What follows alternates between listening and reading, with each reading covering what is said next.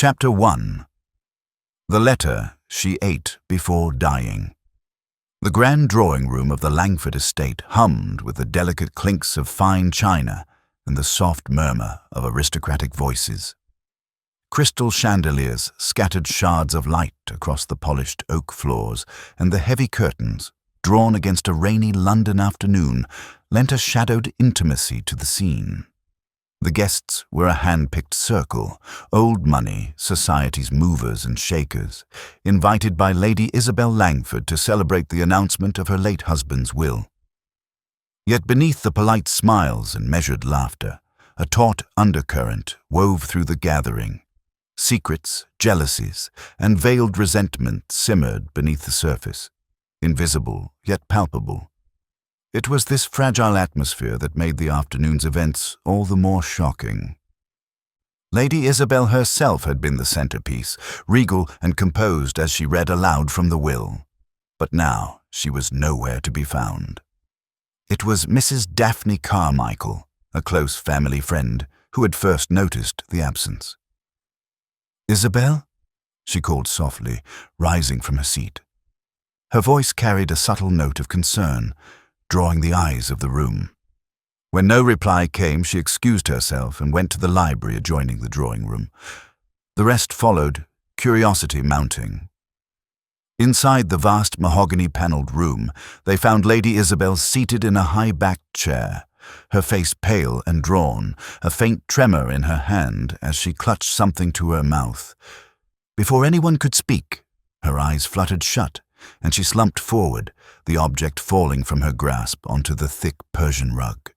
A collective gasp filled the space. Dr. Sype.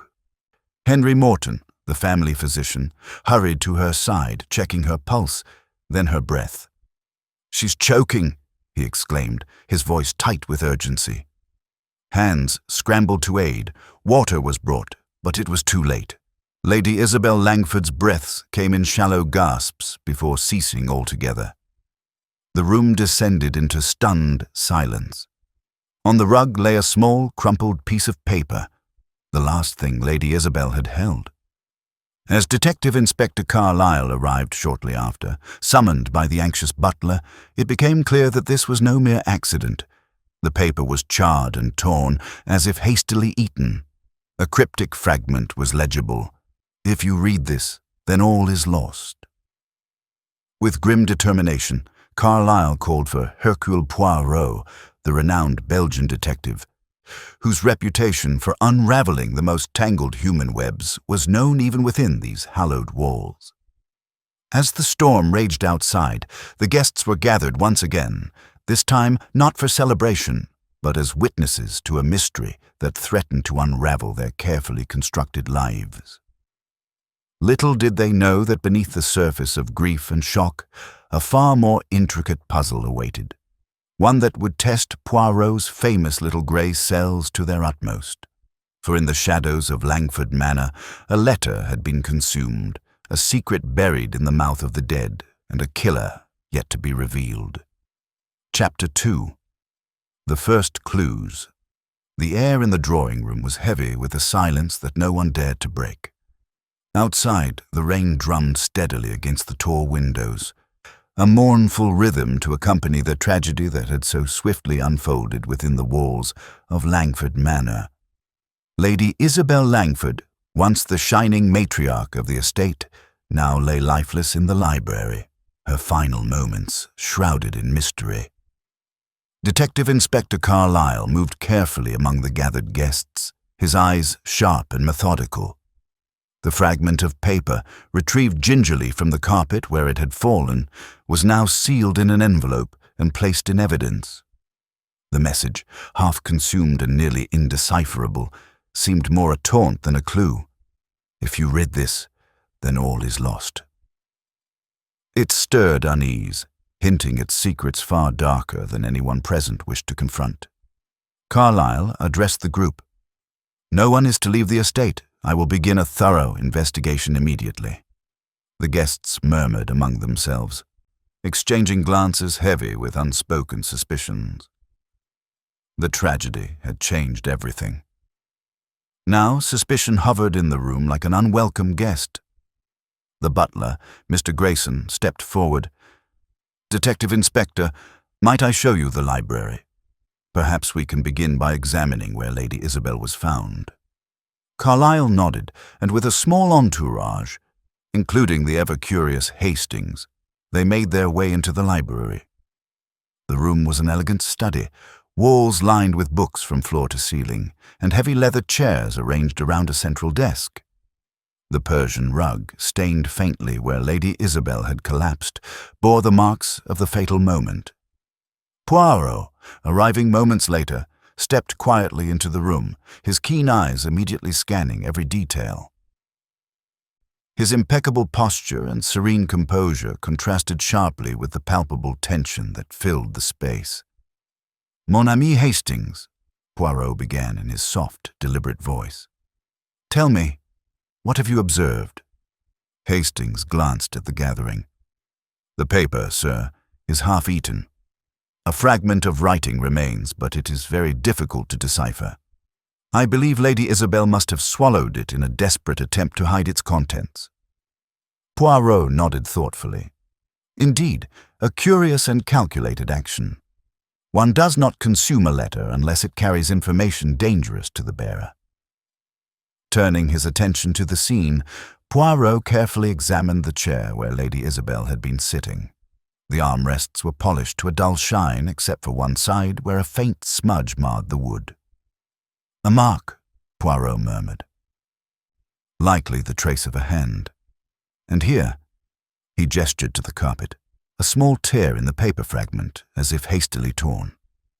Carlyle knelt to examine the letter more closely under the flickering gaslight. It appears the letter was burned slightly, but not completely destroyed. The paper is of a peculiar texture, not the usual stationery of the household. Poirot's eyes brightened with interest. "Ah, that is an excellent observation, Inspector. It suggests the letter may have come from an outside source, one not entirely welcome in this setting." "Yet," Hastings interjected, "who would want to kill Lady Isabel over a letter? She seemed so composed earlier." "A facade, Hastings," Poirot replied. "The most serene surface can conceal turbulent depths." The inspector led Poirot to a small writing desk against the wall. Several opened envelopes lay scattered atop, among them invitations, bills, and personal correspondence. One envelope, distinct in its glossy black seal, lay sealed and untouched. "That, Monsieur Poirot, is a letter recently delivered, but not yet opened." "Addressed to Lady Isabel," Carlyle said, lifting it carefully. Poirot took the envelope delicately, his fingers tracing the embossed crest. "May I?" he asked. Carlyle nodded, and Poirot carefully slit the seal. Inside was a single sheet, the ink smudged but legible in parts. "If you choose to read this, the path ahead grows perilous. Trust none, for the game is deeper than you suspect. The truth lies where shadows meet." "Intriguing," Poirot murmured. "It is clear Lady Isabel was embroiled in a matter far beyond the usual affairs of estate management or family disputes." Hastings frowned. "You think someone was threatening her?" "More than threatening, my friend. Lady Isabel's sudden death, combined with these cryptic messages, suggests a web of deceit far more tangled than any of us might guess." Carlyle interjected. "I've already taken note of some inconsistencies from the household staff.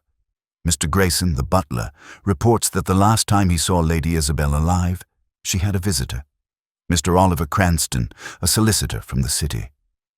"Ah, the solicitor," Poirot said, his eyes narrowing. "Was he known to the family?" "Officially, no, but Cranston had dealings with the late Lord Langford, particularly regarding a recent change to his will." "Curious," Poirot remarked. "One wonders what secrets that will might hold." The conversation was interrupted by the arrival of Miss Violet Langford, Lady Isabel's niece, a woman whose youthful exuberance barely masked a restless anxiety. Her eyes darted nervously as she approached. "I heard about Aunt Isabel," she said, her voice trembling slightly. "She was receiving strange letters lately. I overheard her talking to the housekeeper about them. She seemed frightened. Frightened enough to eat one, it would seem, Poirot said softly, making a small note. Strange letters, Carlyle repeated. Do you know who they might have been from? Miss Langford shook her head. No, but Aunt Isabel was very secretive. She asked me to keep my distance. Poirot's gaze settled thoughtfully on the young woman. Secrets and silence often walk hand in hand. It seems, Inspector, that our task will be to illuminate the shadows. The detective turned to Carlyle. We must examine these letters closely and speak with all who had contact with Lady Isabel in recent days. Every detail, no matter how trivial, might prove a key. As the rain softened outside, the investigation deepened within the manor. Subtle discrepancies began to surface. An unaccounted absence from one guest, a hastily hidden letter in a drawer, and whispered conversations abruptly ended when approached. Poirot paced slowly, his mind weaving these fragments into a tapestry of clues. Each whisper of doubt, every suspicious glance, was a thread pulling him closer to a truth not yet revealed. The letter Lady Isabel had eaten. What secret had it contained? And who stood to gain from her sudden silence? The answers lay buried in the careful examination of the first clues, and Poirot was ready to uncover them one by one. Chapter 3. The Gathering of Suspects. The ornate drawing room once again became the center of uneasy attention, but this time its purpose was no longer celebration or idle chatter. Instead, it served as a stage where suspicion, fear, and hidden motives would slowly come to light under the steady gaze of Hercule Poirot. The grand windows, dulled by the afternoon drizzle, mirrored the somber faces of those gathered, each carefully watching the other, their own secrets well concealed beneath carefully measured expressions. Inspector Carlyle, his voice carrying the authority of the law, addressed the group. In light of Lady Isabel's sudden death and the strange circumstances surrounding it, I must ask that all of you remain here for the duration of the inquiry. You are not suspects at this stage, but you are persons of interest. A ripple of tension spread through the assembled guests, who now resembled a courtly jury caught in an invisible trap. Poirot, seated gracefully with his fingers lightly steepled beneath his chin, observed the room with a serene detachment, his dark eyes missing nothing. As the guests settled, Poirot began his silent survey. The closed circle was narrow. Each individual held within this elegant space was connected by family, business, or friendship, and each carried, beneath the polished veneer of civility, reasons to harbor resentment or desire. First was Sir Malcolm Hargreaves, a distinguished gentleman in his late 50s, known for his sharp business acumen and rumored financial troubles. His steel-gray eyes flickered with something close to disdain as he glanced at the others. A man used to control, his stature suggested a commanding presence, one accustomed to having things go his way. Next stood Miss Violet Langford, the niece who had spoken earlier, a young woman barely out of her 20s with a restless energy that seemed to bristle beneath her delicate features. Though she appeared vulnerable, Poirot sensed a simmering determination within her gaze, as if she guarded secrets not yet revealed. Beside her was Mr. Oliver Cranston, the solicitor whose recent visits had piqued suspicion. His demeanor was cool and professional, but his eyes betrayed a flicker of anxiety when Lady Isabel's death was mentioned. Poirot noted the way Cranston's fingers drummed lightly on the armrest, a subtle sign of nervousness, perhaps. Lady Edith Montague, an old family friend and confidant, sat quietly in the corner. Her silver hair and composed expression lent an air of wisdom, but Poirot's intuition warned that beneath her calm surface lay sharp observations and perhaps guarded knowledge. Among the other guests were Mr. James Walcott, a rival businessman whose recent disputes with Lord Langford were well known. Mrs. Beatrice Carmichael, the ever-watchful family friend who had discovered Lady Isabel, and Dr. Henry Morton, the family physician who had tended to the Langfords for decades. Poirot rose smoothly, his presence commanding silence without effort. "Mesdames et messieurs," he began in his gentle, lilting accent, "it is my duty to ascertain the truth behind this unfortunate event. To do so, I must ask each of you to speak openly, as best you can, about your recent interactions with Lady Isabel." Sir Malcolm cleared his throat and spoke first. "Lady Isabel and I had several discussions about the management of the estate's finances.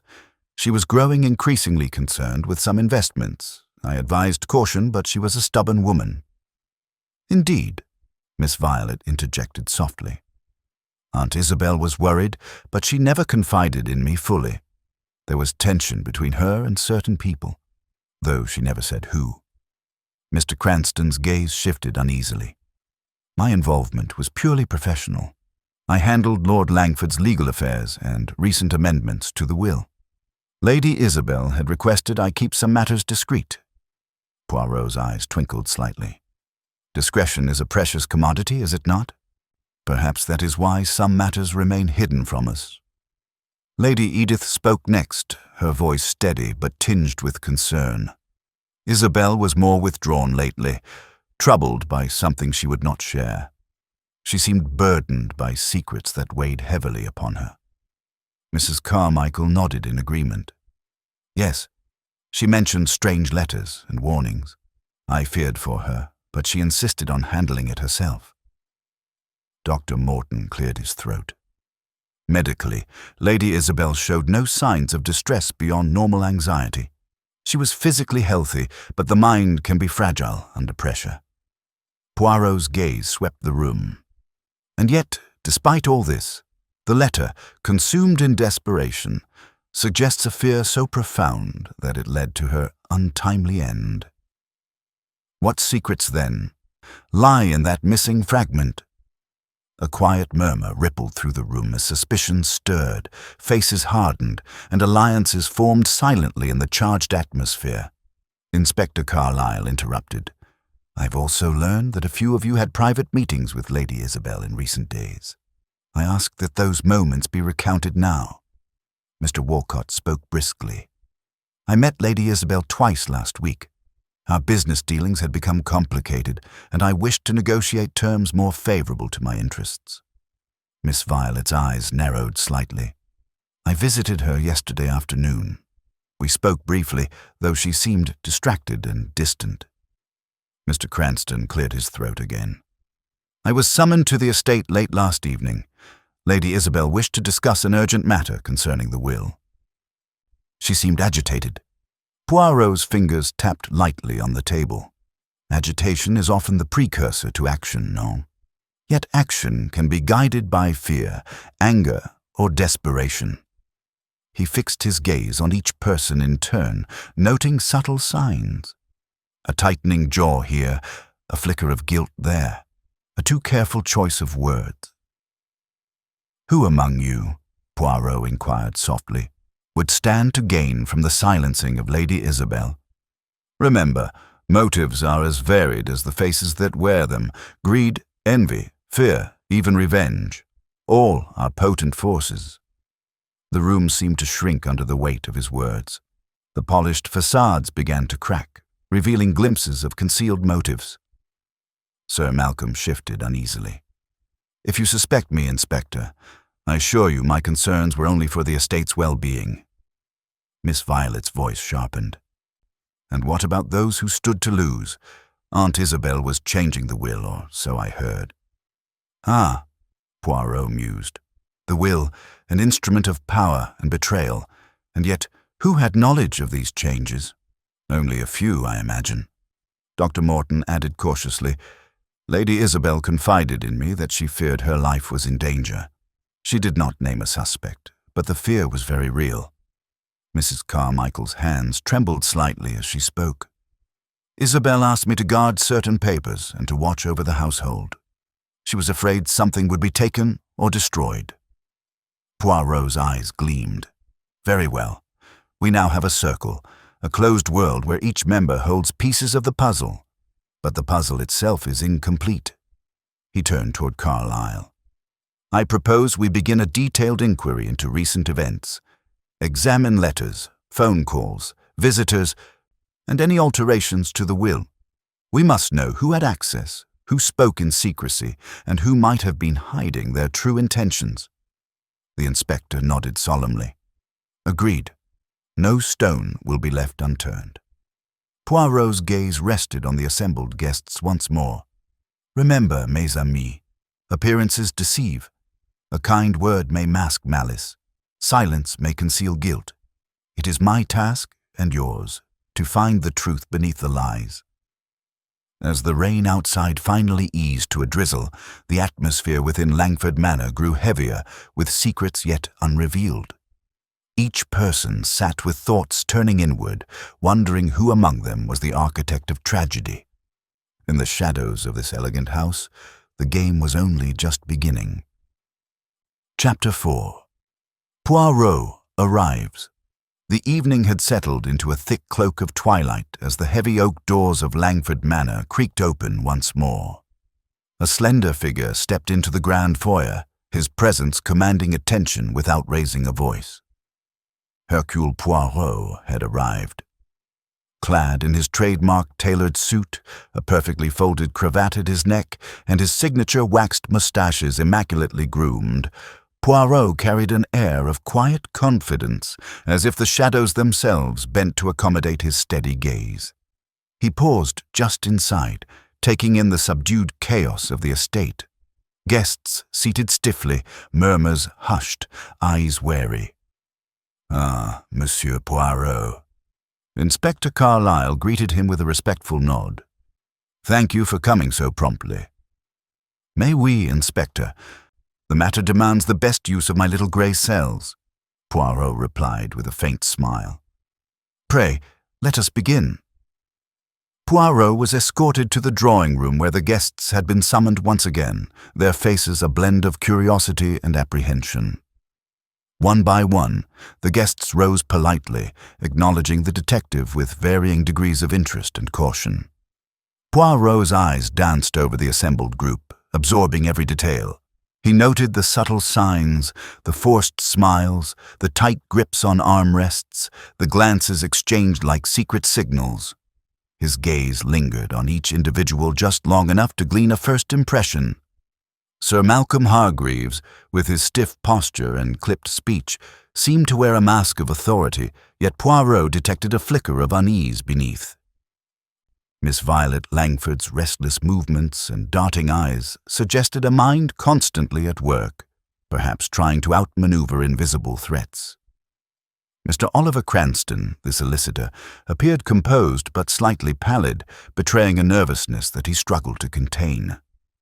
Lady Edith Montague, calm and observant, offered a steady presence, while Mrs. Beatrice Carmichael's watchful eyes darted from one person to another, guarding her own hidden concerns.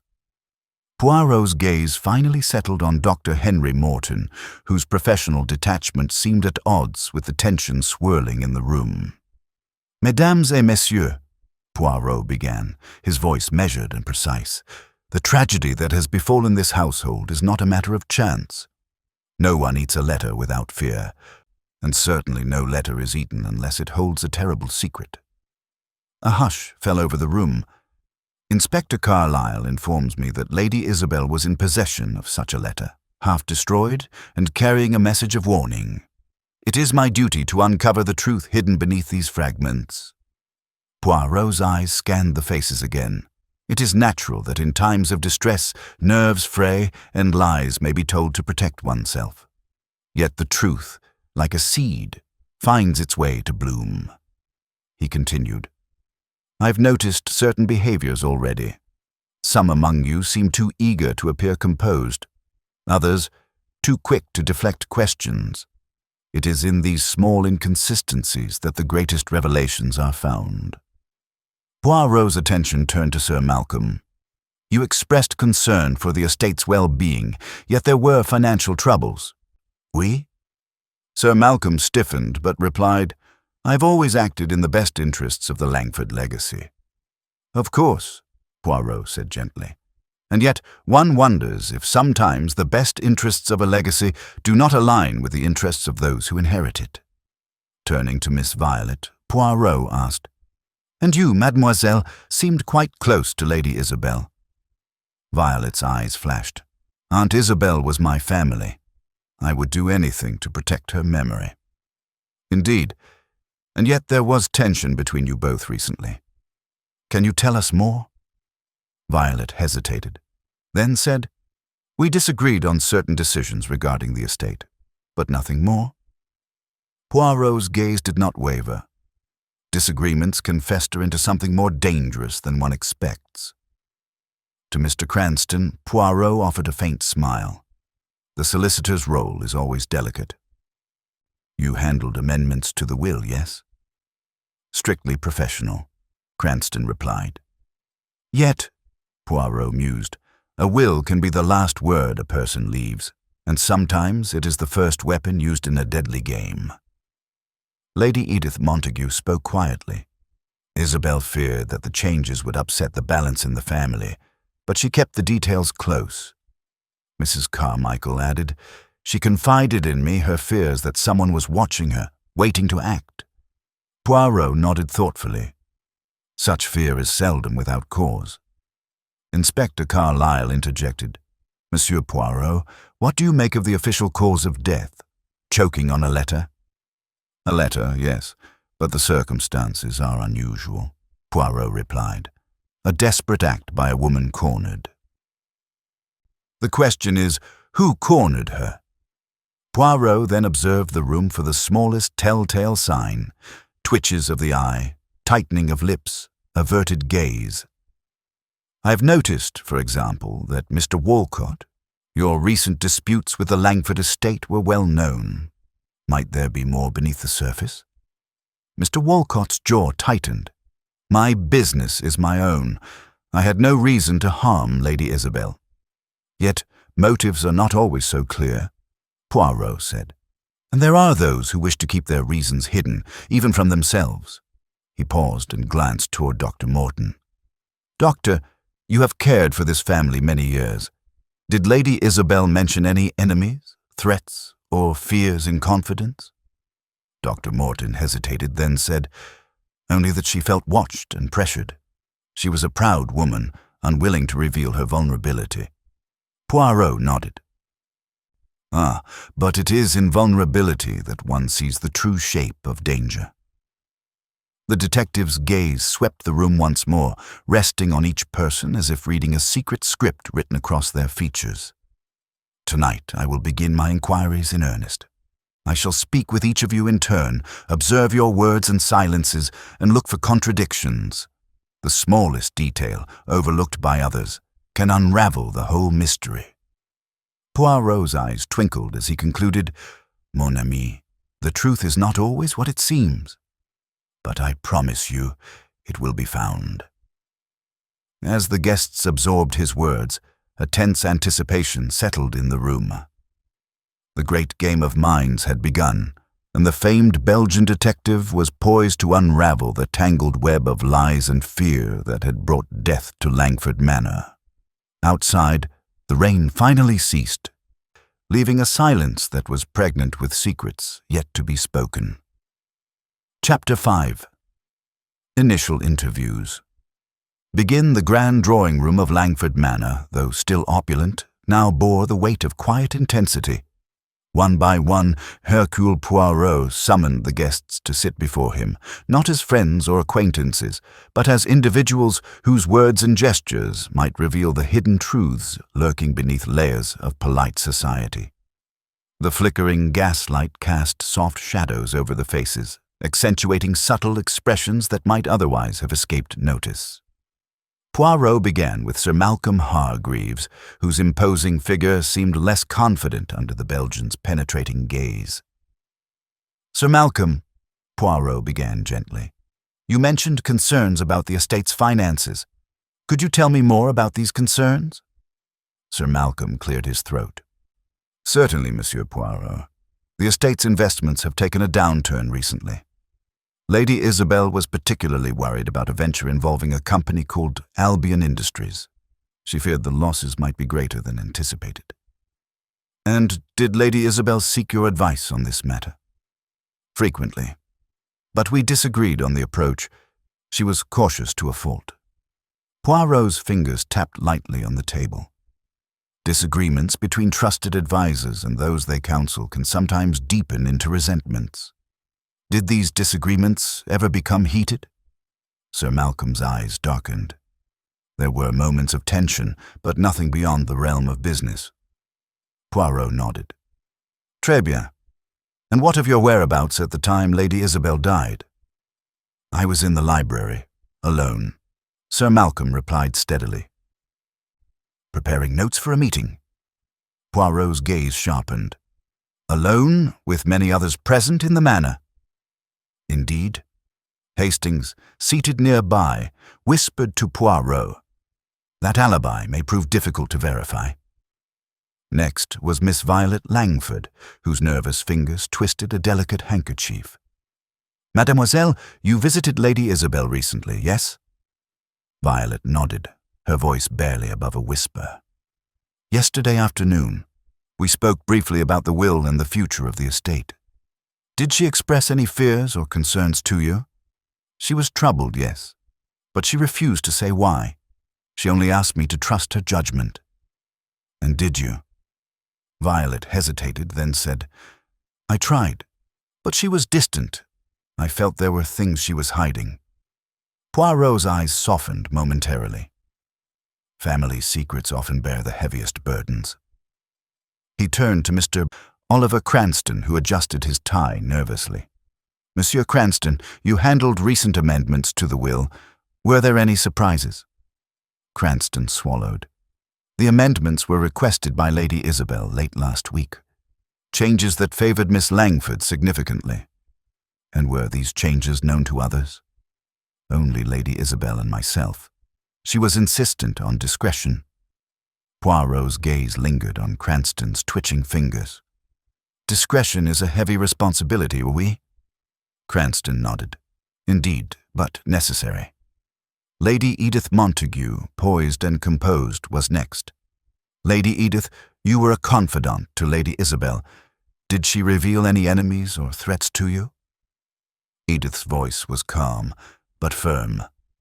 No specific names, only vague fears that her past might catch up with her. Her past? Poirot raised an eyebrow. Edith nodded. There are matters even a lady wishes to keep hidden. Poirot's eyes twinkled, and yet those shadows sometimes hold the key to the present. Mrs. Beatrice Carmichael, hands clasped tightly, spoke next. Isabel confided in me about letters, threatening letters. She feared someone wished to harm her. Did she suspect anyone in particular? Poirot asked. No. She was careful not to name names. Dr. Henry Morton, with the air of professional detachment, answered questions regarding Lady Isabel's health. Physically, she was well. Mentally, however, she was under considerable stress. Stress severe enough to cause such a desperate act? Poirot inquired. Possibly, Morton admitted. Fear can make a person act irrationally. Poirot's gaze swept the room as he moved to Mr. James Walcott, whose jaw was set stubbornly. Mr. Walcott, your business dealings with the Langfords have been less than amicable. Business is business, Walcott replied sharply. I had nothing to gain from Lady Isabel's death. Yet motives are complex, Poirot said softly. Is there any truth to rumors of heated arguments between you and Lady Isabel? Walcott's eyes narrowed. We had disagreements, yes, but I am no murderer. Poirot allowed the assertion to hang in the air before continuing. Of course, yet I must consider all possibilities. As the interviews progressed, Poirot's keen eye noted not only the words spoken but those withheld. He observed the slightest shifts in posture, the fleeting glances, the quickening breaths, each a whisper in the symphony of human behavior. When Hastings entered the room quietly to relay a message from Inspector Carlyle, Poirot's expression deepened. It appears we have more to investigate. After the last guest had been questioned, Poirot retired briefly to the library to examine the surviving fragment of the letter anew. Under his magnifying glass, the faint ink revealed traces of a cipher, a hidden code embedded within the words. Mon Dieu, Poirot murmured. The letter was meant to be hidden, even if read. Returning to the drawing room, he announced, "Ladies and gentlemen, the mystery deepens." The letter was not merely a message, but a puzzle, a desperate cry concealed in shadows. The room seemed to contract with suspense. Poirot's voice was steady. "Tomorrow, I shall speak with each of you again, more closely. Tonight, rest well. The game is afoot, and every detail will matter." As the guests dispersed to their rooms, minds racing and hearts heavy, Poirot remained seated, his fingers steepled in thought. In the quiet of Langford Manor, the first threads of deception were being unwound, and the true nature of the peril that had claimed Lady Isabel would soon begin to emerge. Chapter 6. The First False Lead.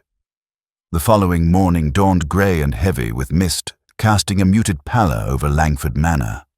The grand estate, normally a beacon of warmth and life, now felt cloaked in a shadow of suspicion and unease. The guests gathered once more in the drawing-room, where Hercule Poirot had arranged to meet each in turn, intent on delving deeper into the tangled threads of the mystery.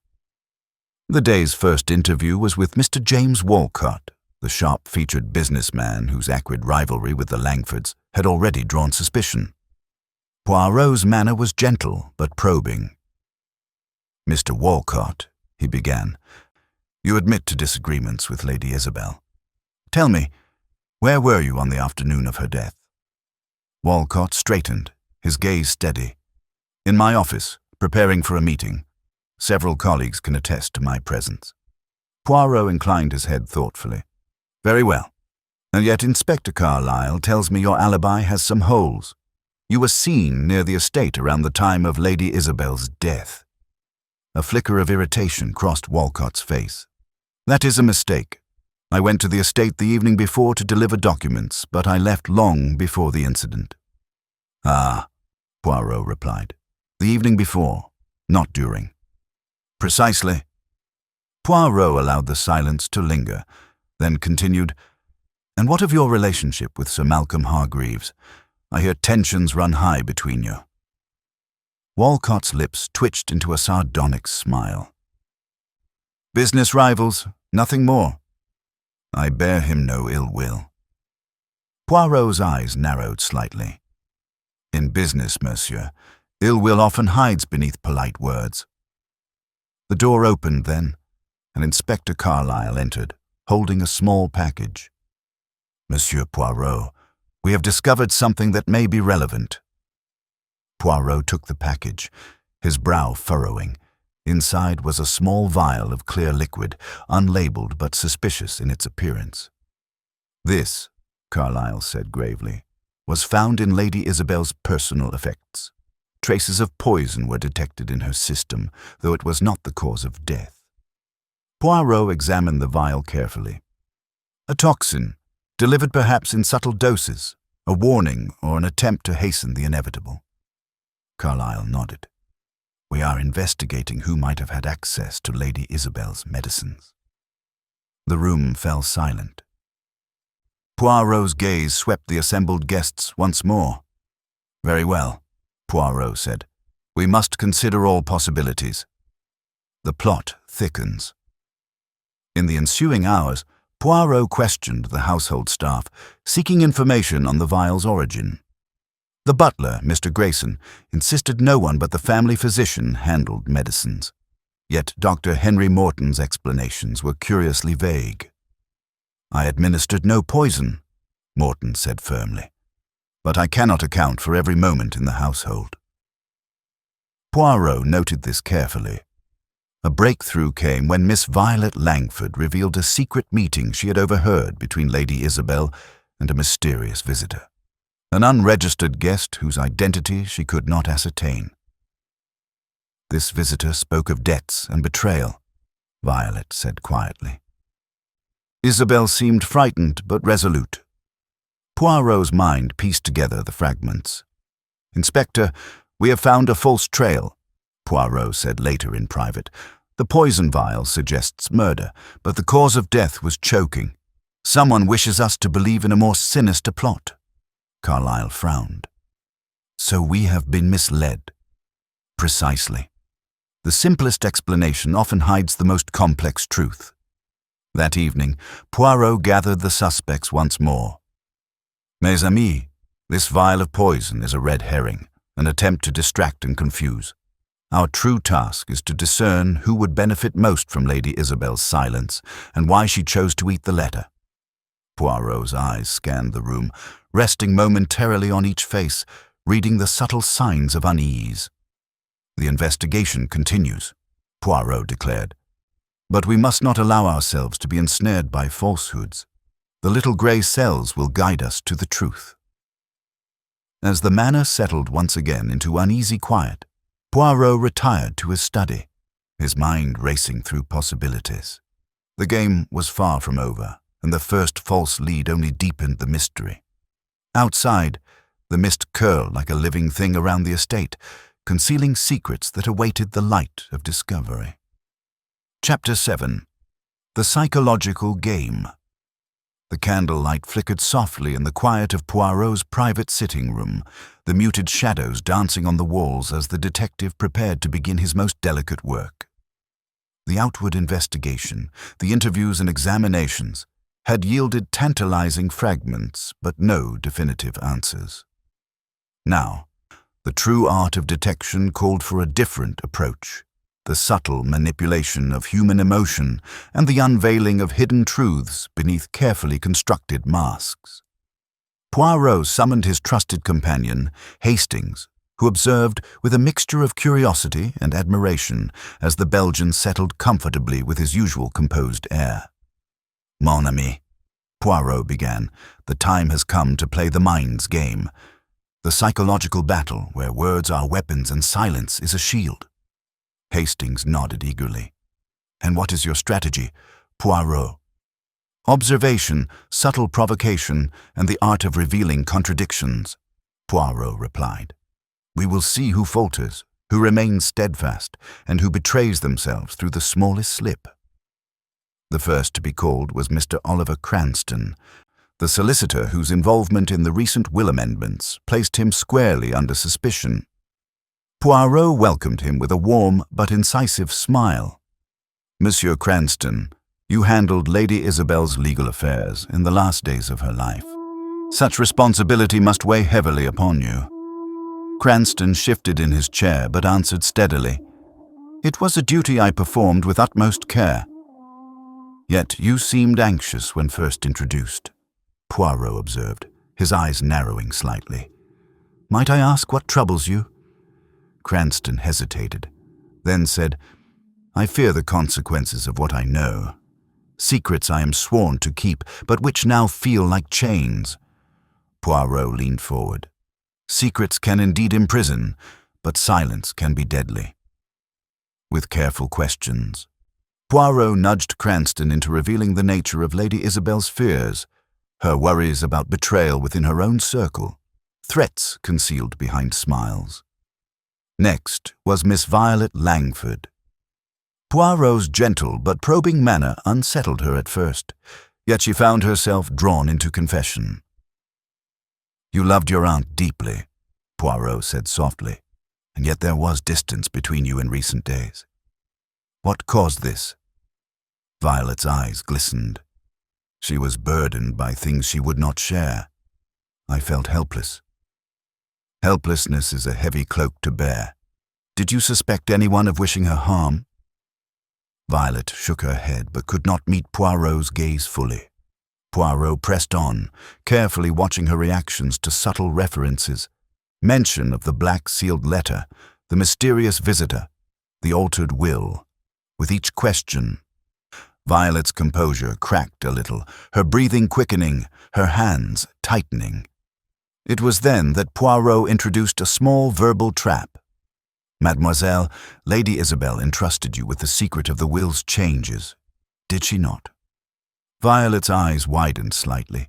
Then she said, she confided only that it was to protect the estate. But protection can mean many things, Poirot mused, and sometimes the best protection is concealment. The young woman's defenses faltered, but she held firm. As the day wore on, Poirot continued his methodical inquiries, drawing out contradictions and inconsistencies. He observed Sir Malcolm's impatience when the topic of finances arose, and Lady Edith's quiet but sharp rebukes when questioned about her knowledge of Lady Isabel's fears. With Mrs. Carmichael, Poirot employed a different tactic, gentle reassurance to coax hidden information. "You and Lady Isabel were close," he said kindly. "Did she speak of anyone she feared?" Beatrice's eyes filled with tears. She spoke only of shadows and whispers, someone watching her from the edges. "I tried to protect her." Poirot's gaze was steady. "And did you suspect anyone in particular?"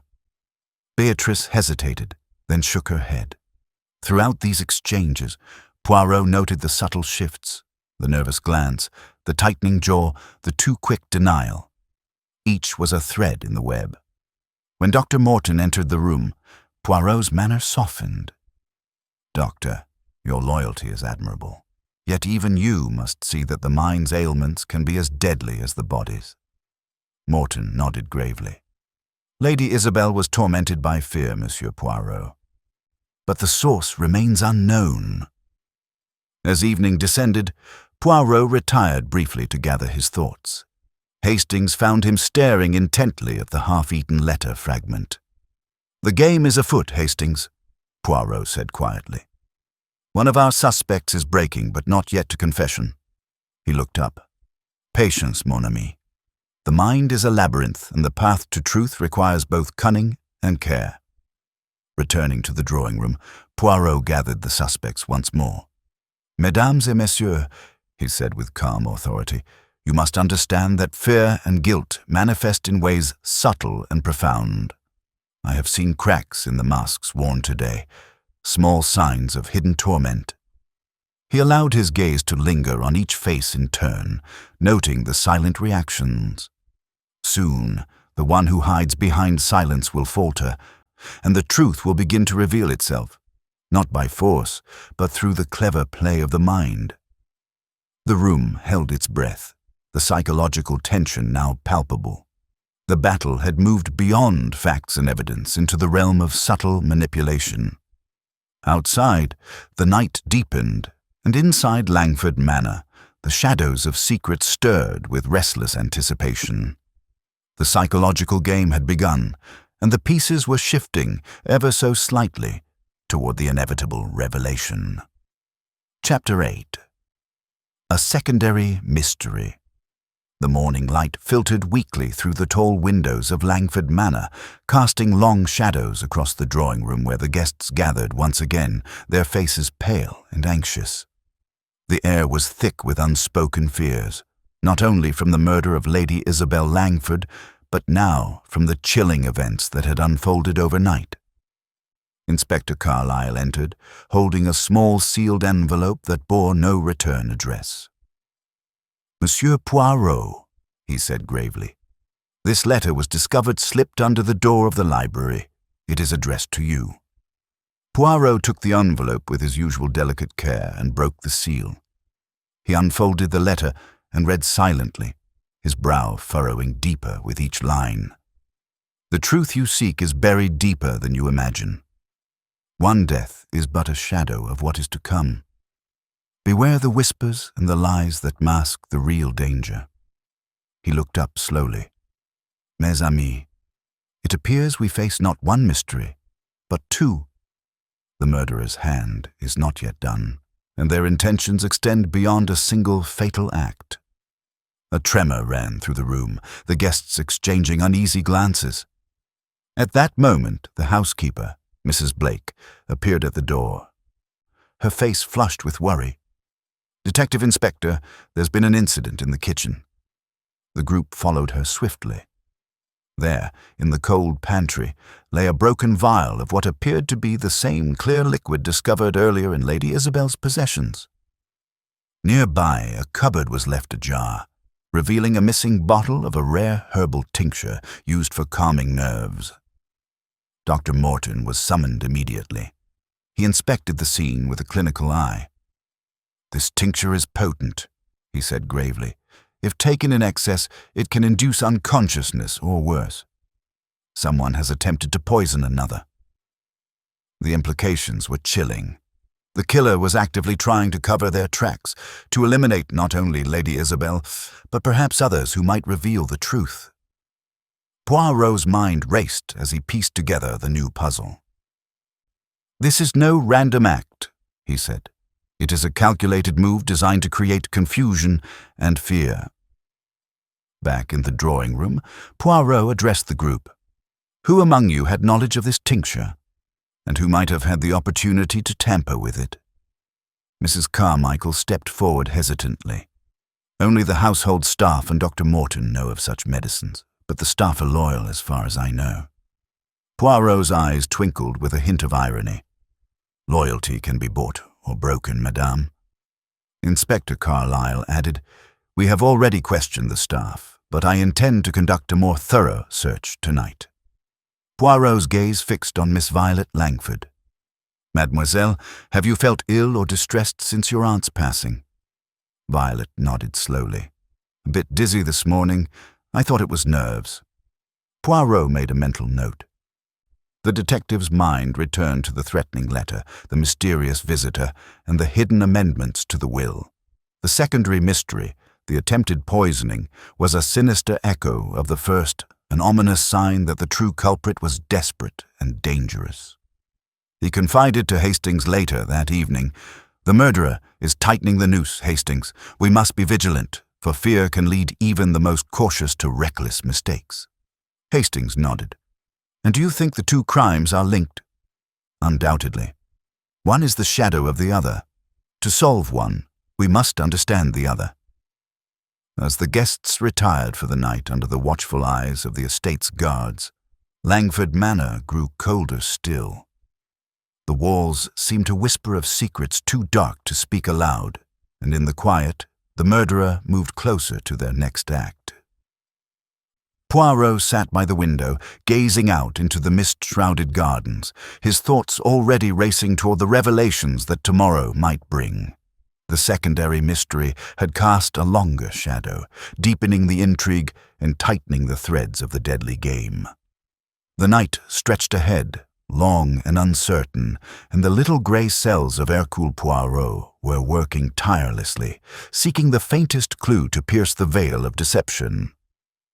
Chapter 9. Hidden Connections. The morning sun struggled to pierce the heavy fog that clung to the sprawling grounds of Langford Manor. Inside, the atmosphere was charged with a mix of apprehension and curiosity as each person wrestled with the shadows cast by the recent events.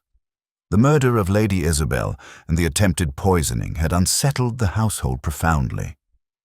Yet, beneath the surface, Hercule Poirot knew there was a network of hidden ties, unseen threads connecting the suspects in ways neither they nor the investigators had fully understood.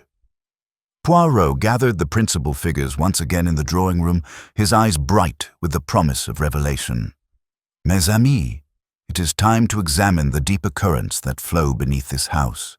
Relationships, grudges, and secrets carefully concealed." He began with a quiet inquiry into the family's internal dynamics. "Miss Langford, you have been a diligent observer of your aunt's affairs. Tell me, are you aware of any long-standing disputes within the family?" Violet hesitated, then nodded. "There have been tensions. Aunt Isabel and Sir Malcolm did not see eye to eye on many things, particularly finances and the future of the estate." Poirot's gaze flicked to Sir Malcolm, who met it with a faint grimace. "Our visions differed, yes," he admitted. "I wished to safeguard the estate's holdings, but Lady Isabel was cautious about risks." "And did these disagreements ever become personal?" Poirot pressed. Sir Malcolm's eyes darkened slightly. Not publicly, but I won't deny there was friction. Poirot turned to Mr. Oliver Cranston, the solicitor, whose expression remained guarded. Mr. Cranston, beyond your professional role, what is your connection to the family? Cranston's eyes flickered with discomfort. I have known the Langfords for years. My involvement deepened when Lord Langford made me executor of his estate. And have you ever felt conflicted in that role? Occasionally. Family matters are complicated. Emotions run high. Poirot's smile was faint but knowing. Indeed. Emotions often conceal more than they reveal. Poirot then called upon Lady Edith Montague. Lady Edith, as a long-time friend of the family, what do you know of the relationships hidden from the public eye? Edith's calm exterior softened. There are debts owed, favors called in, and old wounds that have never healed. Lady Isabel was a proud woman burdened by these secrets. Poirot pressed gently. Can you be more specific? Edith shook her head. No names, I'm afraid. But the past, Monsieur Poirot, has a way of echoing into the present. Mrs. Beatrice Carmichael nodded. Isabel confided in me her worries about certain people who might stand to benefit from her death. And who might those be? Poirot asked. Beatrice looked away. I cannot say. I only know she feared betrayal from within. Poirot's eyes gleamed with interest. Betrayal, a theme often central to such tragedies. Turning to Dr. Henry Morton, Poirot inquired about the social ties among the household and visitors. Doctor, are there any connections, business, social, or personal, that we might have overlooked? Morton paused, then said, Lady Isabel had recently renewed acquaintance with a distant cousin, a Mr. Philip Carrington. He has been involved in several financial ventures that intersect with the estate's interests. Poirot raised an eyebrow. And what of Mr. Carrington? He has been somewhat of a shadow figure, rarely seen but occasionally present in correspondence. At that moment, a footman entered with a letter bearing the Langford crest, addressed to Poirot. The detective carefully opened it and read silently. The note was brief but cryptic. Look closer at those who claim distance. The ties that bind are stronger than they seem. Poirot's gaze swept the room once more. This letter confirms my suspicions.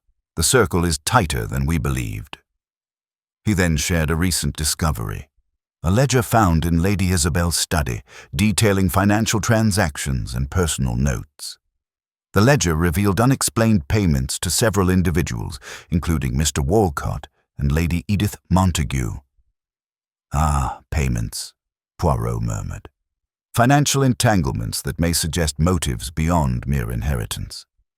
The conversation grew charged as subtle accusations flickered beneath the polite veneer. Sir Malcolm bristled at the suggestion of secret payments.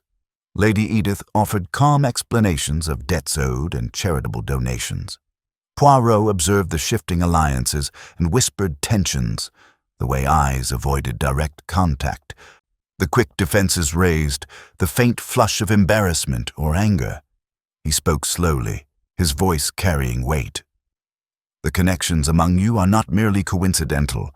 There are debts of gratitude and debts of obligation, grudges long held and alliances forged in secrecy. Understanding these is key to unraveling the mystery. He fixed each person with a steady gaze. Tell me now, what truths have you concealed? For in concealment lies danger. A hush fell. Violet Langford broke it first. I did not tell you everything. There was a meeting between my aunt and Mr. Carrington. She trusted him, but I believe he had his own designs. Sir Malcolm scowled. Philip Carrington is no friend of mine. His involvement complicates matters. Poirot nodded. Indeed, the more tangled the web, the harder it is to discern the spider. Inspector Carlyle spoke then. We shall investigate Mr. Carrington at once. His role may prove pivotal. Poirot's lips curved slightly. The path grows more convoluted, but our progress quickens. As the guests dispersed, the threads of hidden connections wove ever tighter. Beneath the polished facades, the intricate dance of loyalty, betrayal and greed continued, with Poirot watching closely, ready to untangle the knot of deceit. In Langford Manor's silent corridors, the truth stirred uneasily, awaiting its moment to surface. The detective's little grey cells worked relentlessly, piecing together the complex puzzle that would soon lead to revelation or ruin. Chapter 10. Poirot's secret clue. The evening at Langford Manor was quiet, the day's revelations leaving the house in a tense and fragile stillness. Outside, the fog thickened, swirling around the estate's ancient oaks like restless ghosts. Inside, Hercule Poirot sat alone in his chambers, a faint smile playing about his lips as he carefully examined the various pieces of evidence gathered thus far.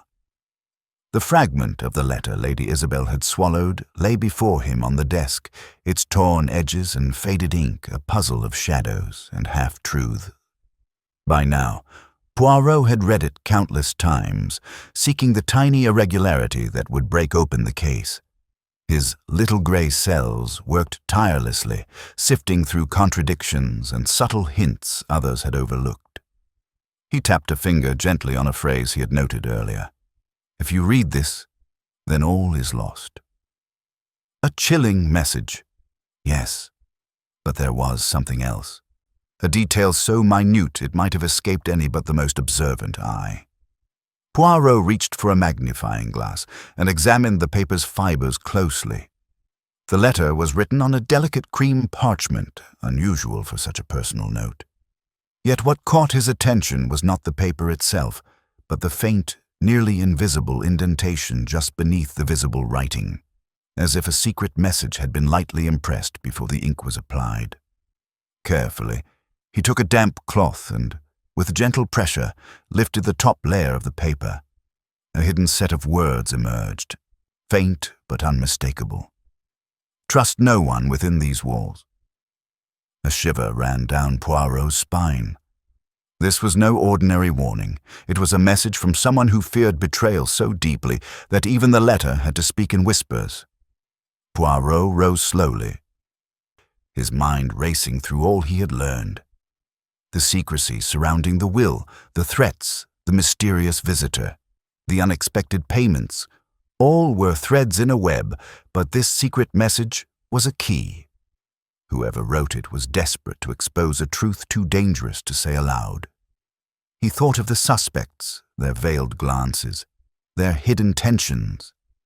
Each harbored secrets, but one, or perhaps more, must have known the full extent of the danger to Lady Isabel. Poirot's fingers closed around the letter. This clue is mine alone, at least for now, he murmured. With it, I shall guide my next moves carefully. He paced the room, recalling the faces and voices of the evening interviews. The solicitor's nervous twitch, the niece's guarded sorrow, the businessman's tight-lipped defiance, each reaction a brushstroke in a complex portrait. His thoughts were interrupted by a soft knock at the door. Hastings entered, carrying a folder. Monsieur Poirot, I have collated the recent correspondence found in the house. Some letters bear intriguing marks. Some, even, are written in code. Poirot gestured to the desk. Excellent, Hastings. Place them here.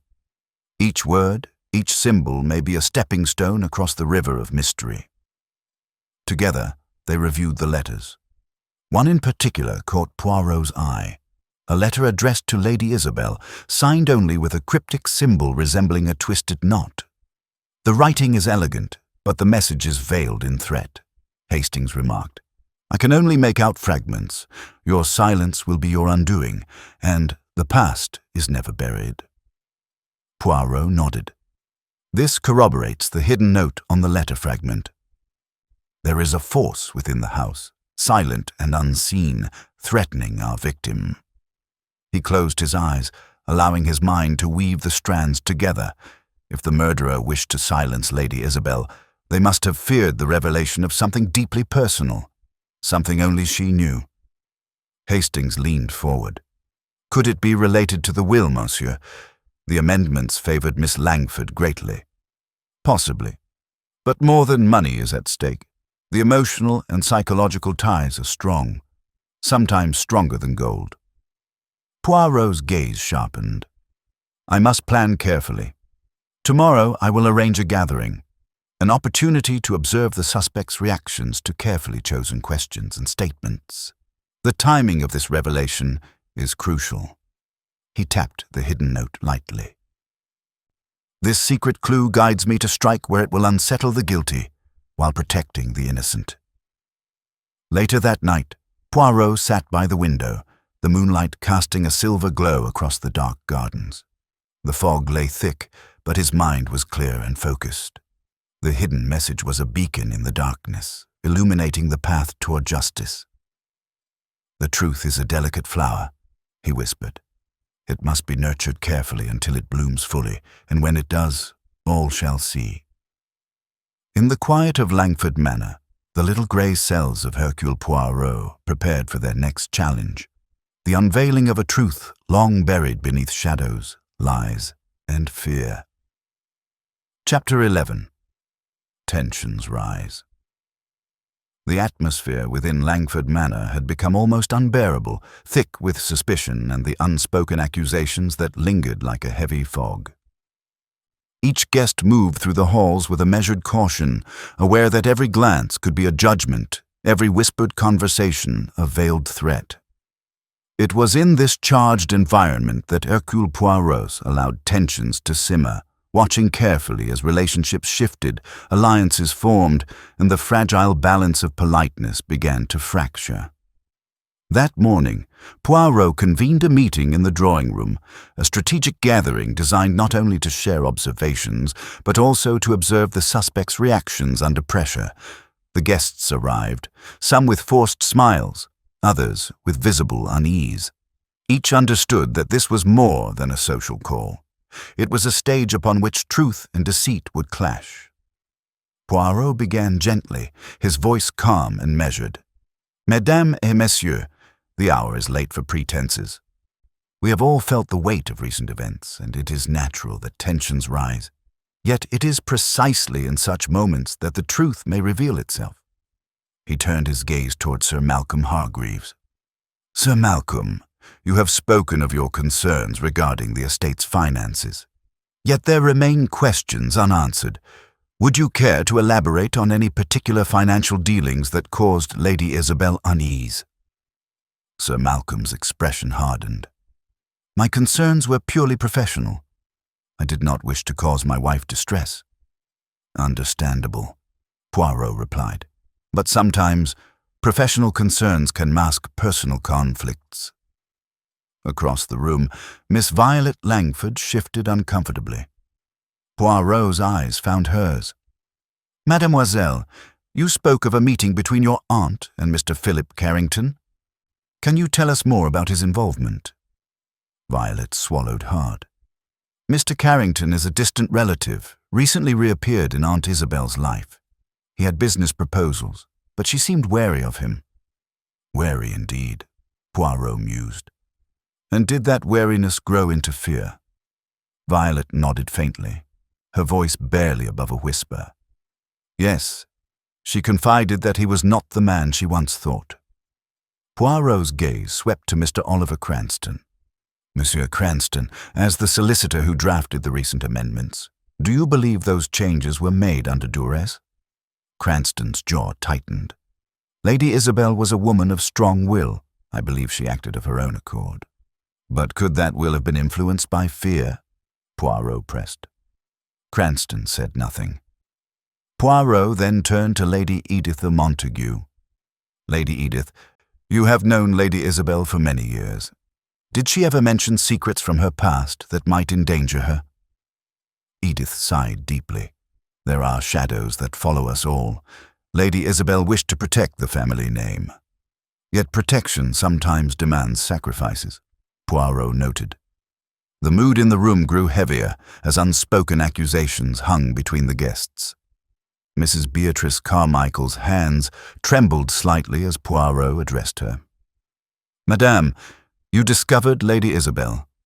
Did she confide in you about anyone who might wish her harm?" Beatrice's eyes filled with tears. She spoke of shadows, of whispers behind closed doors, but she begged me to trust no one. "Wise counsel," Poirot said softly, "but also a sign that the danger is close." Inspector Carlyle, who had observed quietly until now, spoke up. "It seems clear that mistrust is rife, and alliances are shifting. Some here seek to protect themselves by casting suspicion on others." Sir Malcolm's voice rose.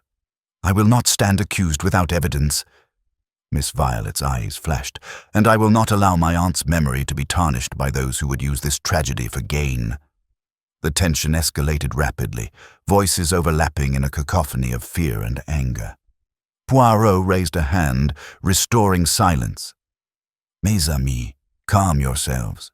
We are all seeking truth and justice, but emotions, while natural, can cloud judgment." He paced slowly, then said, "Observe yourselves and each other.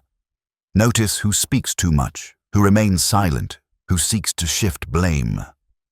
His eyes settled on Mr. James Walcott. "Mr. Walcott, you have been quiet. What do you say of these accusations?" Walcott met Poirot's gaze steadily. "I have no desire to inflame tensions. I seek only to clear my name and find the real culprit." Poirot nodded approvingly. "Honesty is a good place to begin." As the meeting concluded, the guests left the room with expressions heavy with thought. Poirot remained, his mind working through the intricate web of interactions. Turning to Hastings, he said quietly, "The rising tensions serve as a crucible. In the heat of confrontation, cracks appear in the strongest masks. It is now that we must watch most closely." Hastings looked concerned. "Do you think one of them will break under pressure?" "Patience, Hastings. The mind is a fortress, but even the strongest walls can fall when the right stone is removed." Later that evening, Poirot reviewed the notes from the gathering. He noted inconsistencies in testimonies and subtle shifts in alliances. The suspects' facades were beginning to crumble, revealing fractures that only sharpened the mystery. Outside, the fog thickened, wrapping the manor in an eerie embrace. Within, the stage was set for the next act of the deadly drama, where words would become weapons and truth would edge closer to the surface. Poirot, ever watchful, knew the coming days would demand his finest deductions yet. The little grey cells were restless, eager to untangle the knots woven by fear, deceit, and desperate ambition. Chapter 12. The Confrontation.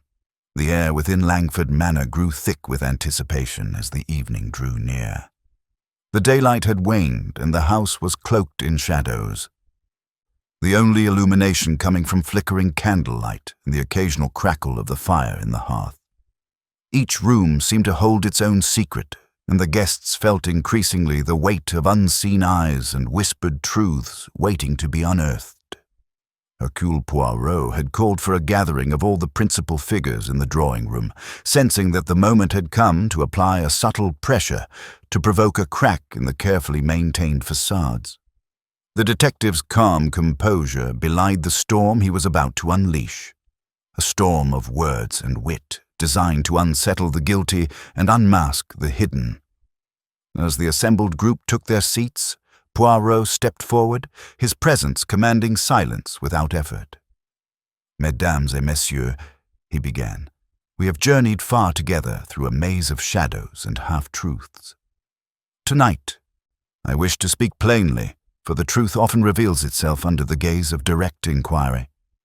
His eyes swept the room, noting the flickers of anxiety and defiance. The death of Lady Isabel Langford was no accident. The letter she swallowed was a desperate act to conceal a secret, and the attempt to poison reveals a mind desperate to silence. He paused, allowing his words to settle. Yet, it is not simply the facts that will guide us, but the contradictions, the moments when a story falters, when a glance betrays a lie, when a hand trembles despite the will to appear strong. Poirot turned first to Sir Malcolm Hargreaves. "Sir Malcolm, You claim to be alone in the library at the time of Lady Isabel's death, yet we have reason to believe you left the room briefly. Sir Malcolm's eyes hardened. I admit, I stepped out for a moment to speak with the butler. Indeed, Poirot said, and during that moment, Lady Isabel was vulnerable. Next, Poirot addressed Miss Violet Langford.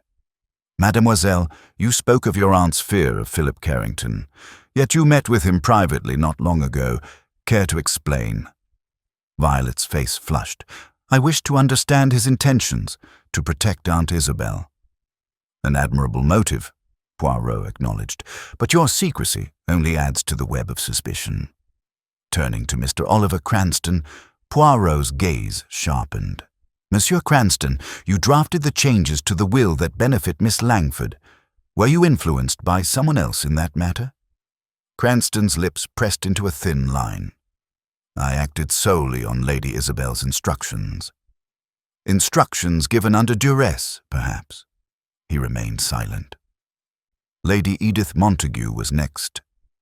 Lady Edith, you have been involved in managing the estate's affairs for many years, yet the ledger reveals payments made to you from Lady Isabel. Edith's calm demeanor flickered.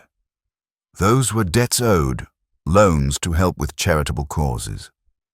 Poirot's smile was faint but knowing.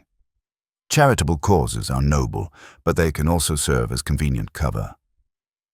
Mrs. Beatrice Carmichael's eyes glistened with tears.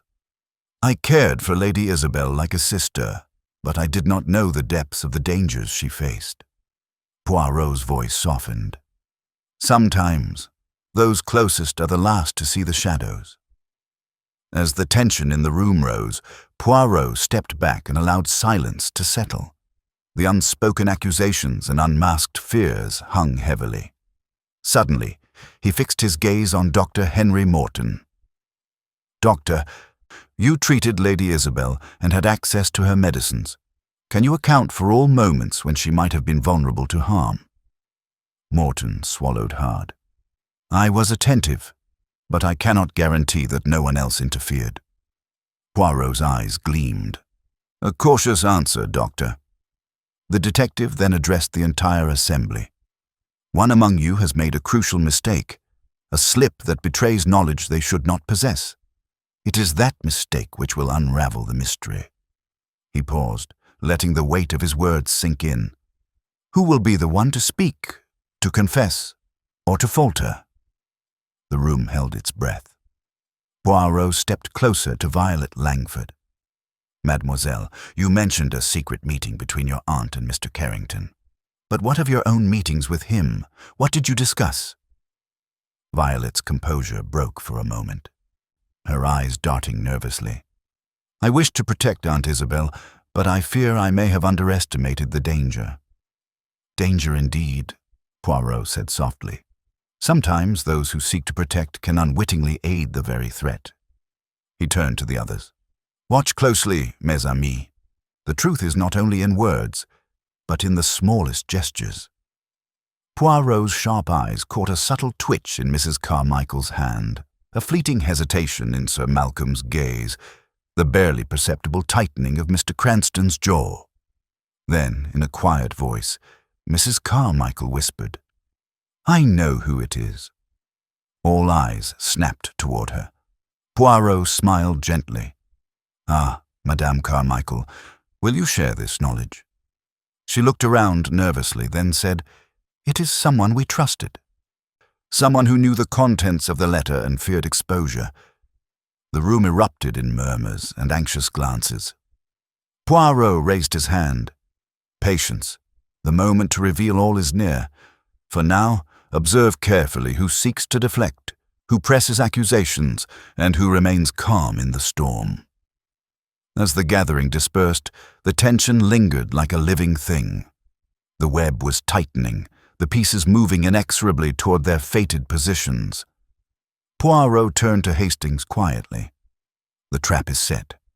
Soon, the culprit will make their move, and their fatal mistake. Outside, the fog thickened, swallowing the manor in silence and secrecy, while inside, the game of minds played on, an intricate dance of truth, deception, and impending revelation. Chapter 13. A desperate attempt to escape. The stillness of Langford Manor was shattered in the deep hours of the night, when shadows stretched long and the house seemed to hold its breath. Outside, the fog pressed close, swallowing the estate in a thick, silent shroud, while inside, the tension that had been building for days suddenly erupted into frantic motion. It was the housekeeper, Mrs. Blake, who first noticed the disturbance.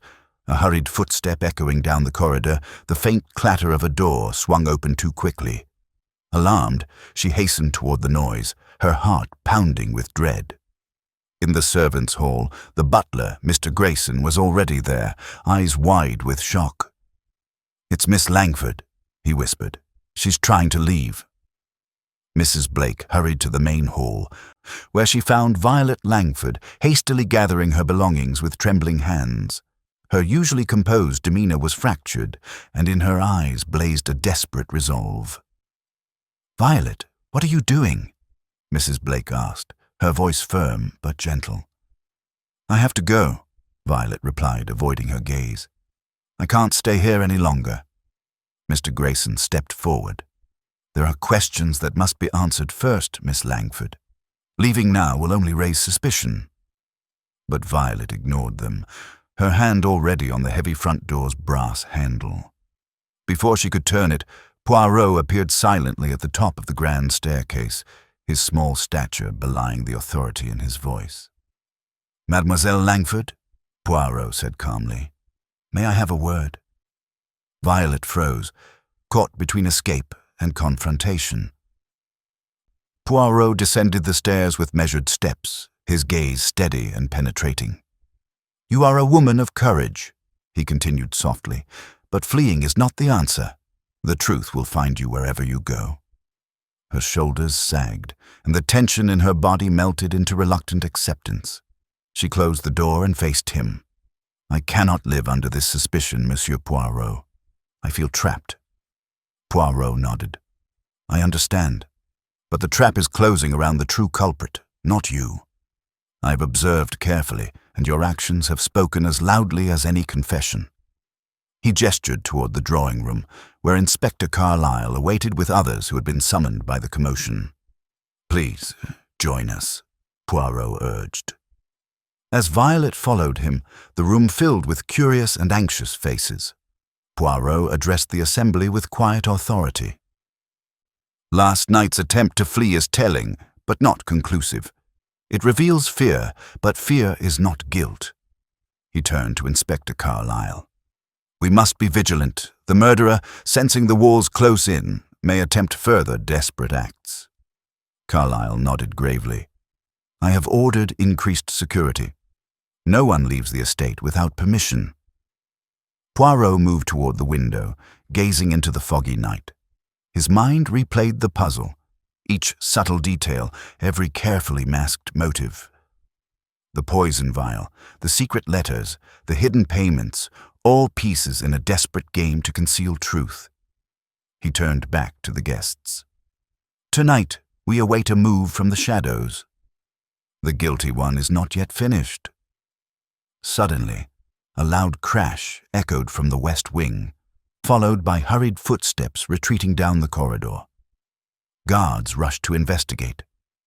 Finding that a drawer in Lady Isabel's study had been forced open and several documents disturbed, Poirot examined the scene with his usual meticulous care. "Someone sought to destroy evidence," he said softly. "This is an act of desperation."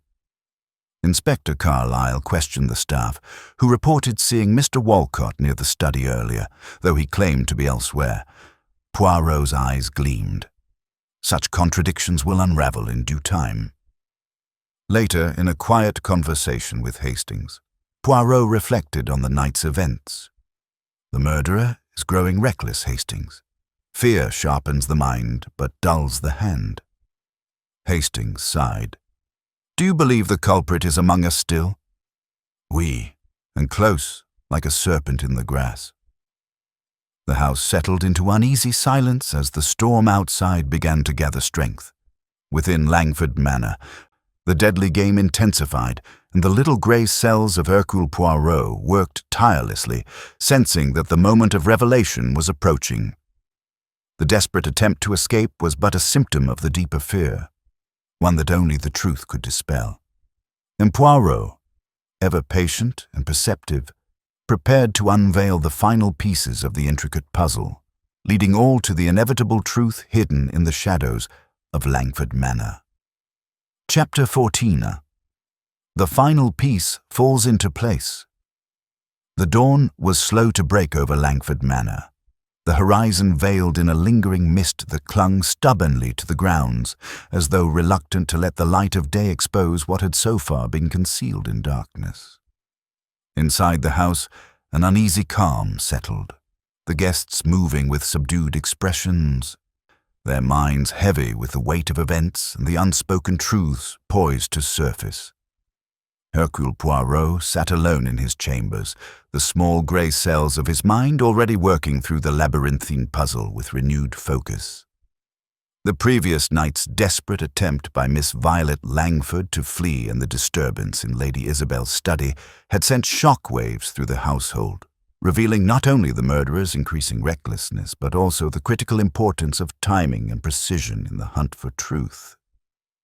Poirot's gaze drifted to the torn letter fragment resting on his desk, the piece he had long held as the key. His keen eyes scanned once more the faint, hidden message etched beneath the visible words. Trust no one within these walls.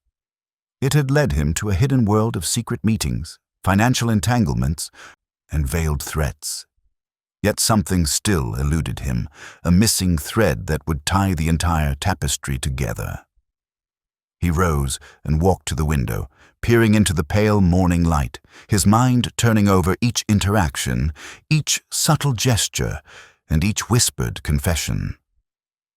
There was a detail, almost imperceptible, that he had not fully examined, a clue so small it could be mistaken for a coincidence.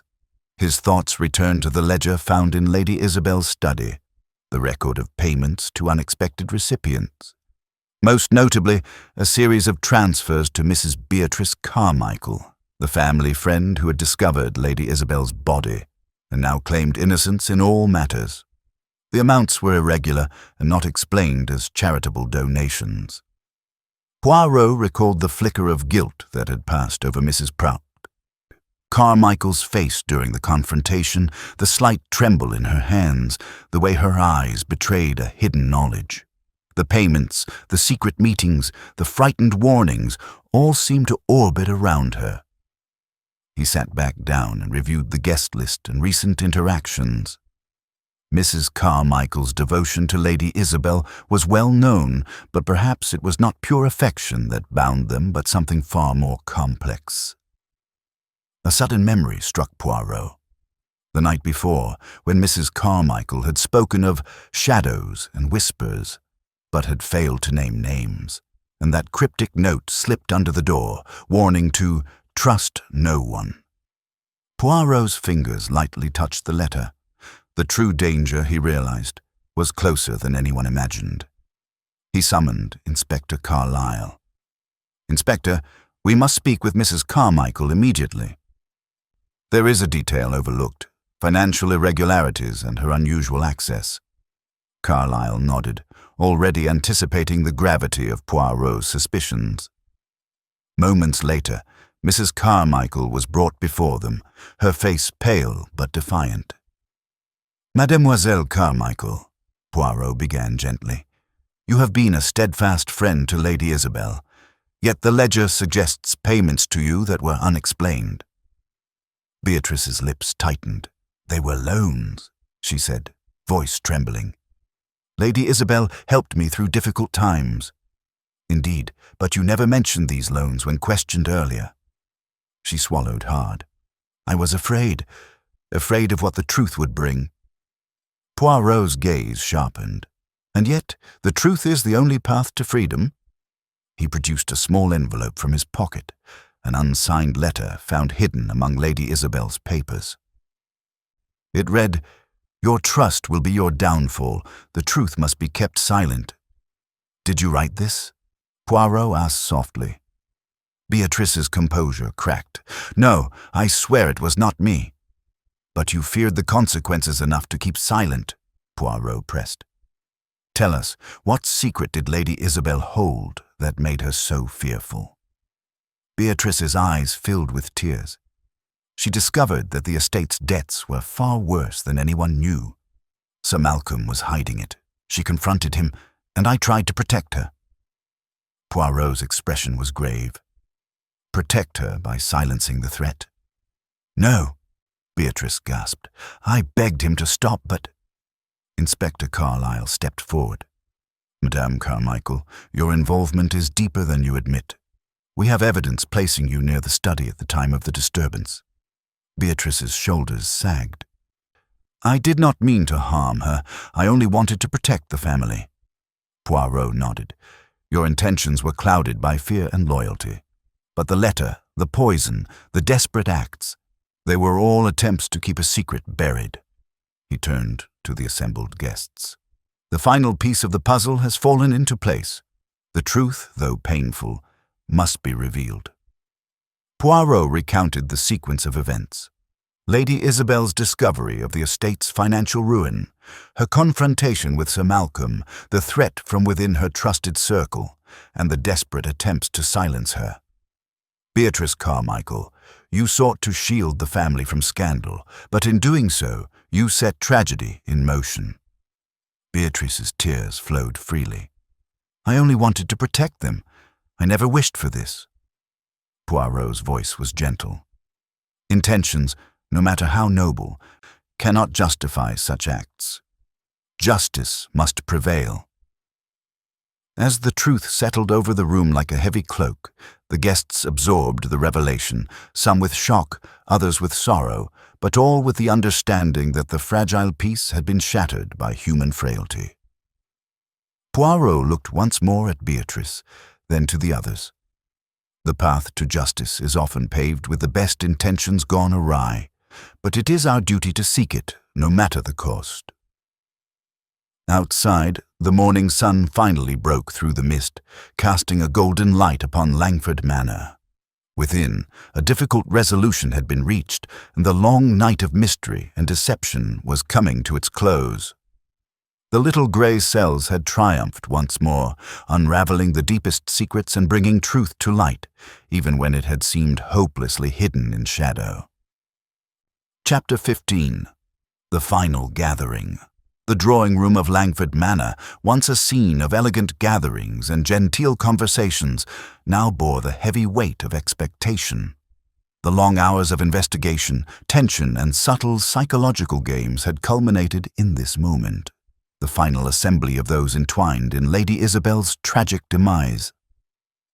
The afternoon light filtered softly through the high windows, casting pale patterns on the richly woven carpets, while the assembled guests sat quietly, each aware that the truth was about to be laid bare. Hercule Poirot stood with his characteristic poise, hands clasped behind his back, his dark eyes gleaming with a mixture of solemnity and triumph. Beside him stood Inspector Carlyle, whose presence lent the gravity of the law to the proceedings. The room was silent save for the occasional shifting of chairs or the faint rustle of fabric, each occupant anticipating the detective's words. "Mesdames et messieurs," Poirot began, his voice measured and calm, "we have traveled a long path together through confusion, fear, and silence. Now, the moment has come to reveal the sequence of events and the hidden truths that have brought us here." He gestured toward the fireplace, where a small table bore the fragment of the letter Lady Isabel had swallowed. This torn letter was the key, a desperate message of warning, concealed and half destroyed. It spoke of betrayal and danger within these walls. Poirot turned his gaze slowly to each individual. Lady Isabel's death was no accident. It was the culmination of fear, of secrets long held and threats finally acted upon. He began to recount the story, carefully reconstructing the timeline of the final days. Lady Isabel discovered troubling truths about the estate's financial condition. The debts were far greater than the family had known, and those responsible for hiding this truth feared exposure. Poirot paused, letting the weight of his words settle. She confronted Sir Malcolm Hargreaves, who had been managing the estate's investments and concealing losses.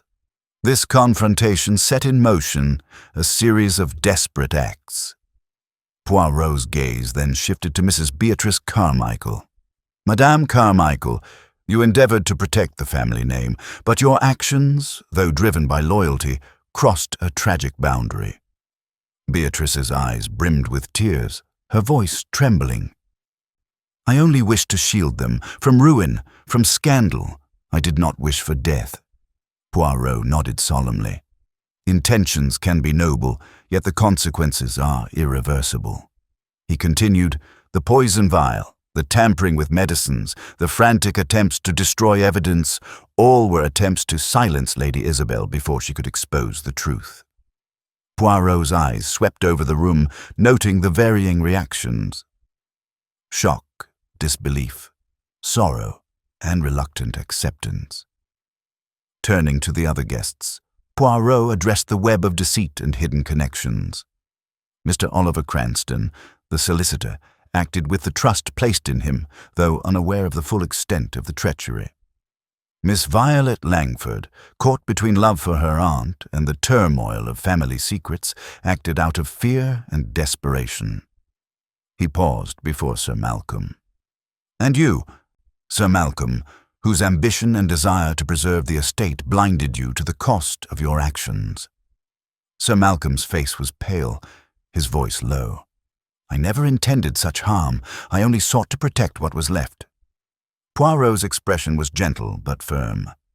"We are all flawed, monsieur, but justice demands accountability." Inspector Carlyle stepped forward, reading the charges to Beatrice Carmichael, who did not resist but seemed relieved to finally bear the burden. Poirot concluded, "The truth has been concealed by layers of fear and deceit, but it has surfaced at last, a testament to the power of careful observation and steadfast resolve." As the assembly dispersed, the heavy tension gave way to a subdued calm. The long night of uncertainty and suspicion was ending, and though sorrow lingered, so too did a sense of closure. Later, Poirot and Hastings stood by the window, gazing out over the now sunlit gardens. "Hastings," Poirot said quietly, "this case has reminded me that beneath the polished surface of society lie complexities and contradictions. We must look beyond appearances, for the human heart is a labyrinth." Hastings nodded.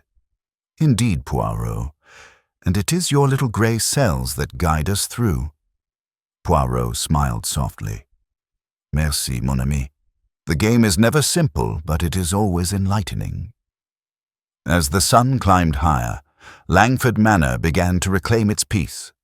The shadows had lifted, but the lessons of trust, loyalty, and the consequences of secrets would remain etched in its walls and in the minds of those who had been part of the story.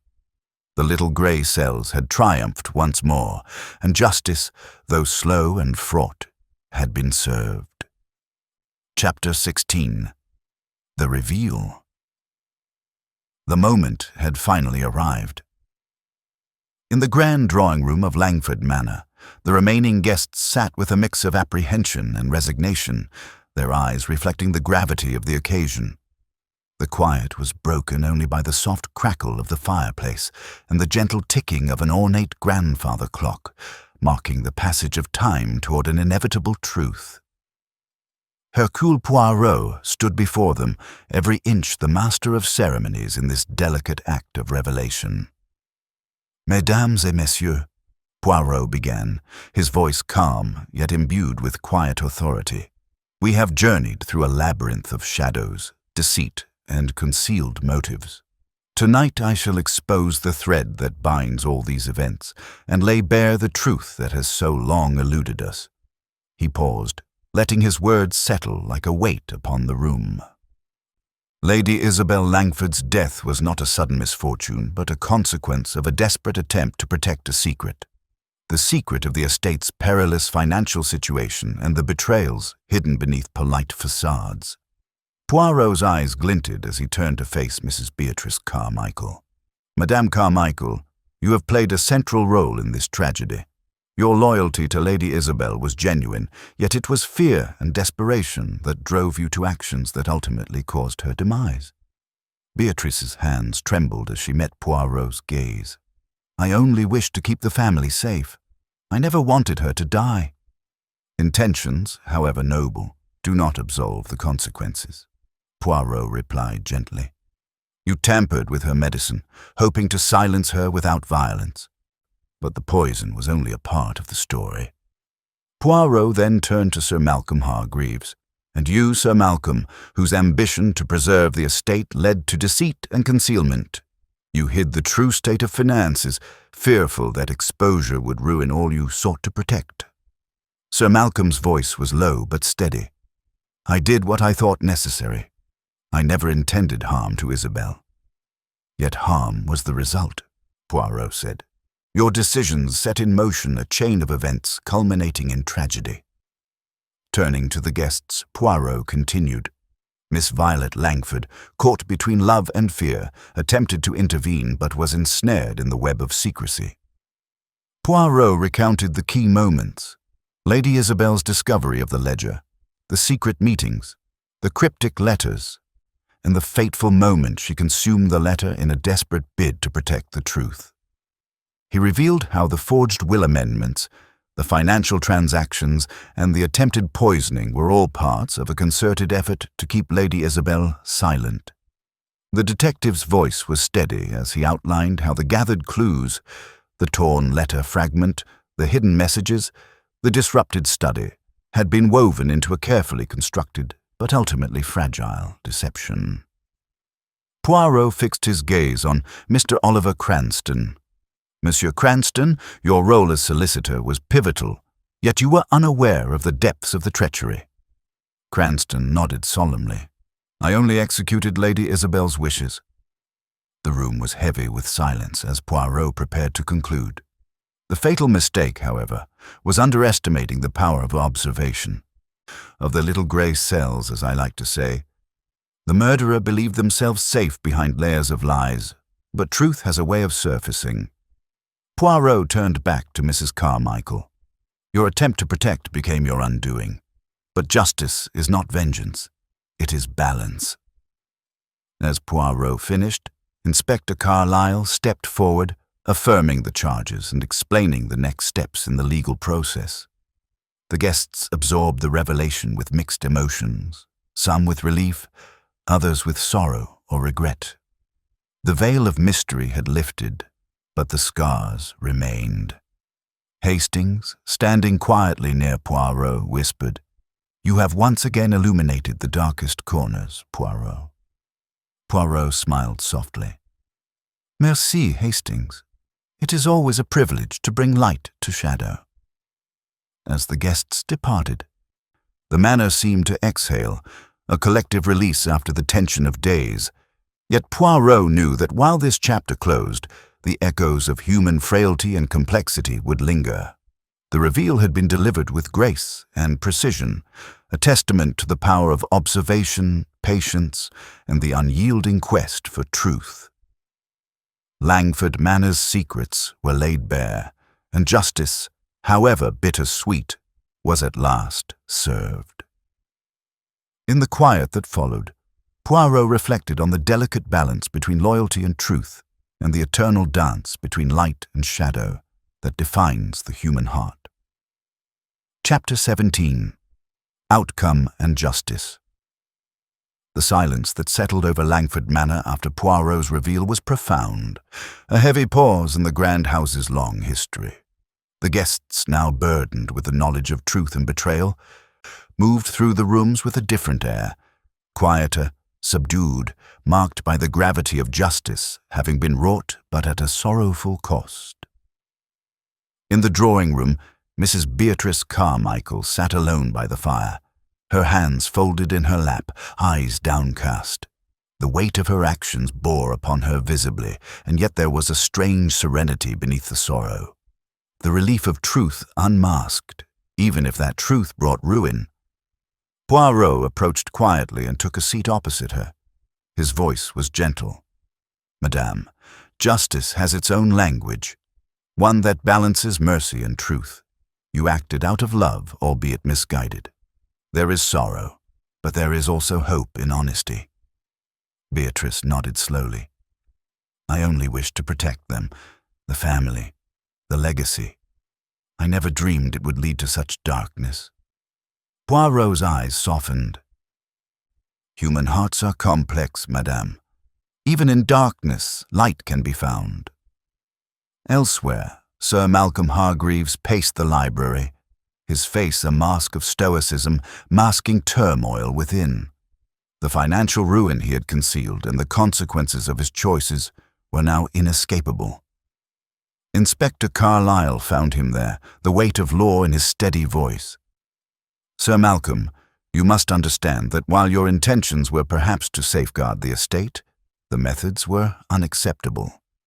Sir Malcolm's reply was quiet but firm. "I will accept whatever judgment comes, but know that my actions came from a place of desperate love." Carlyle nodded. "That will be considered. The law is tempered with understanding." In the drawing-room, Miss Violet Langford was comforted by Lady Edith Montague, who had taken on a maternal role through the ordeal. "You did what you could, dear," Edith whispered. "Sometimes courage is simply staying to face the truth." Violet's eyes glistened. "I only wish Aunt Isabel's death had not been in vain." Poirot joined them, his demeanor reflective. "The truth may be painful, but it is also a foundation for healing." Later that day, as the remaining guests prepared to depart, Poirot gathered with Hastings in the study, their conversation marked by a quiet satisfaction and solemnity. "The threads of human frailty are many," Poirot mused. "Greed, fear, love. They twist and bind us in ways we sometimes cannot foresee." Hastings nodded. "It's a difficult lesson, but one that must be learned."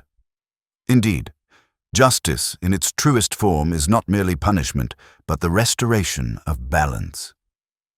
As the last carriage rolled away from Langford Manor, the estate seemed to exhale, the echoes of tragedy slowly giving way to the possibility of peace.